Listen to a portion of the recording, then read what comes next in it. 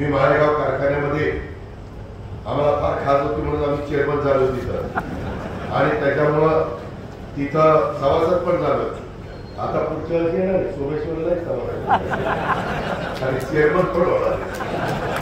रेकॉर्डच करतो सगळ्या कारखान्याचा भाग जाऊ द्या त्याच्यामध्ये येत नाही. नाहीतर ज्याला चेअरमन व्हायचं त्याला झोप यायची नाही. याला आताच्या वयात काय कुठं लागलंय, आम्ही कुठं जावं, कुठं बघावं. कधी आमच्या लग्न पत्रिकेवर प्रेषक म्हणून चेअरमन लागला कारखान्याचा. मित्रांनो गमतीचा भाग होत्या, परंतु तिथं आम्ही अतिशय चांगल्या पद्धतीनं हा ऊस लागवडीचा कार्यक्रम राबवतो. हे साहेब पण त्याच्यात पुढाकार घेत आहे.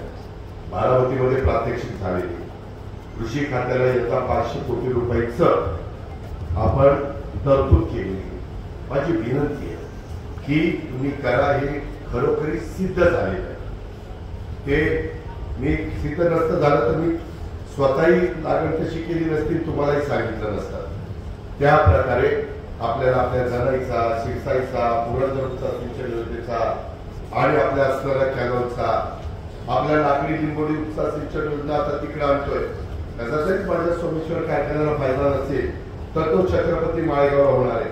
अशा प्रकारे ऊसाची पळवापळ करण्यापेक्षा आपल्या आपल्या कार्यक्षेत्रामध्ये मोठ्या प्रमाणावर आपण ऊसाचं उत्पादन करू शकलो तर आपलं चांगलं कृषी. गेल्या वर्षी किती झालं?